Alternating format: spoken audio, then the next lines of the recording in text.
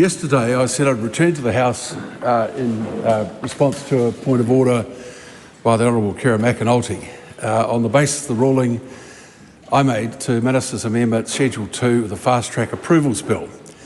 There's been a lot of comment about how my decision on this matter differed from the chairperson of the Committee of the Whole.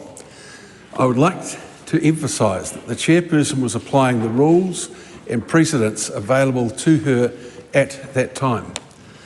It's the Speaker's role to determine questions that arise about interpretation and application of standing orders, Standing Order 2.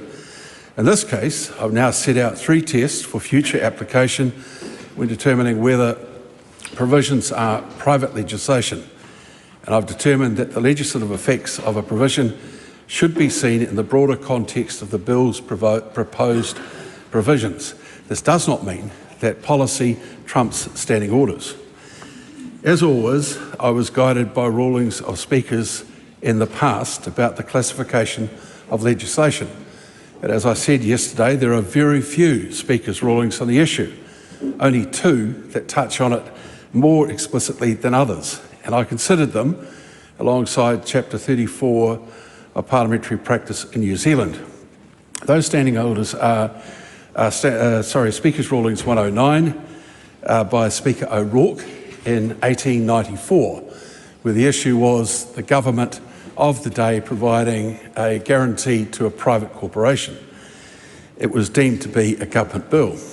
133(2) bar 4, reiterated by Speaker Hunt in 2003, Deputy Speaker Hartley in 2006, and Speaker Mallard in 2018. It talks about general amendments, generic amendments, even if of limited application, because there are few such establishments are permissible. In this case, there were many establishments, make the bill, government bill and the amendment permissible. In addition, I looked at 109(6), Speaker Smith in 2009, and 1101, Barnard in 1939. Speaker Smith's issue was a local bill enacted in the 1800s, but specifically for a body, Christ College, Canterbury, and their needs, very specific. It was introduced as a government bill, I understand, but then deemed to be private.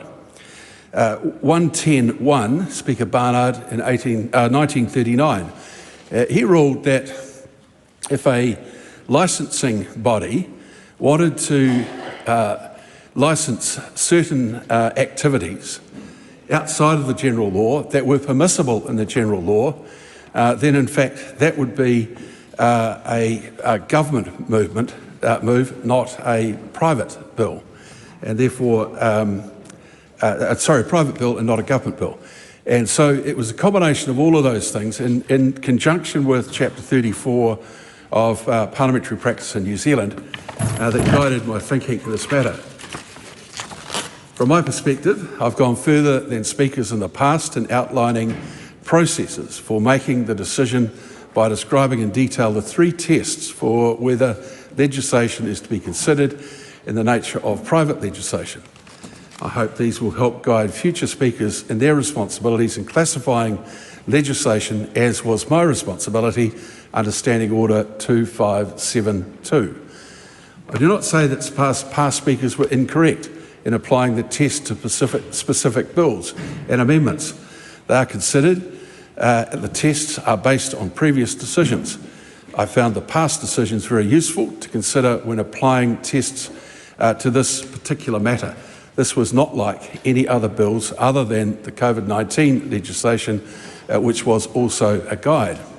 Remembering that no one in this current bill actually gets any consents. That's a policy matter and wasn't part of the consideration. Does the proposed second test, the 3 tests are, does the proposed provision affect a particular person or body in a private capacity? Does the proposed provision affect a person or body but not affect all others belonging to the same category or class? and does the proposed provision have a legislative effect that gives rise to a particular benefit or interest for the person or body? As I've stated repeatedly, I think that the legislative effect was not sufficiently clear as to give rise to a particular benefit for the authorised person for a listed project as distinct from referred projects permissible in the bill. I reiterate that my decision was made subject to the 3 tests used by previous speakers and set out now by me in slightly more specific fashion and in a context that I think allowed the bill to progress.